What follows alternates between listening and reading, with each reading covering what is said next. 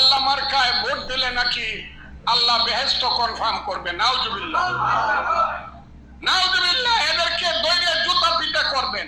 আমি আপনাদেরকে বলে যাই, জীবনে কোনোদিন আর জামাতে ইসলাম ক্ষমতায় আসতে পারবে না। এই যে গত ইলেকশনটা গেল, কিভাবে ইলেকশনটা হলো?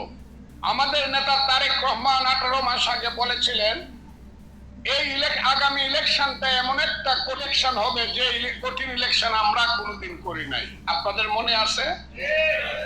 সেই কঠিন ইলেকশনটা আমাদেরকে করতে হয়েছে। ভোটটা গণার আগ পর্যন্ত, ভোট গণা শেষ হওয়ার আগ পর্যন্ত এই রাজাকারের বাচ্চারা, স্বাধীনতা বিরোধীরা এমন ভাবে প্রচার করেছিল এইবার আর যাই হোক জামাত ইসলাম রাষ্ট্র ক্ষমতায় যাবে। কথাটা ঠিক না? মাস্টাররা বিশ্বাস করত, প্রফেসররা বিশ্বাস করত, প্রিসাইডিং অফিসাররা বিশ্বাস করত, পুলিশরা, আর্মিরা বিশ্বাস করত জামাত ইসলাম ক্ষমতায় যাবে। আর আমি একটা হতভাগা বোকা মানুষ, আমি বলছিলাম জামাত ইসলাম ক্ষমতায় গেলে আমি খাবো। কথাটা আপনাদের মনে আছে?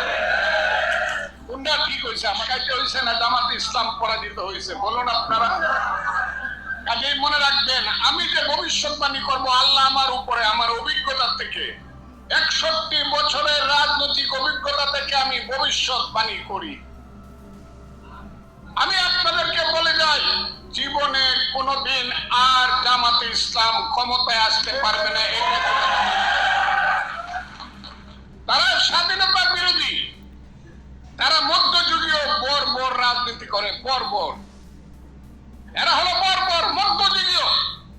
এরা আমার মা বোনদেরকে 11 বছর বয়সে বিয়ে দিতে চায়, মেয়েদেরকে ক্লাস 5 এর বেশি পড়তে দিতে চায় না। এরা আধুনিক শিক্ষায় আমার সন্তান শিক্ষিত হোক এটা চায় না।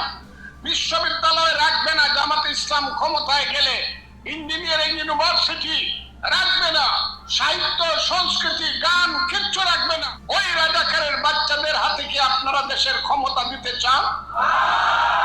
এই রাজাকারের বাচ্চারা ইসলামের টিকিট বেচবে, যে পাল্লা মার্কায় ভোট দিলে নাকি আল্লাহ বেহেশত কনফার্ম করবে। নাউজুবিল্লাহ, নাউজুবিল্লাহ। এদেরকে দৈরে জুতা পিটা করবেন।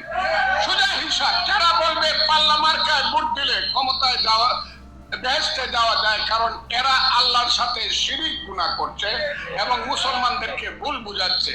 কারণ বেহেশতে নেওয়ার ক্ষমতা অথবা দুজকার নেওয়ার ক্ষমতা একমাত্র আমার আল্লাহ রাব্বুল আলামিনের। কথাটা ঠিক না বেটি?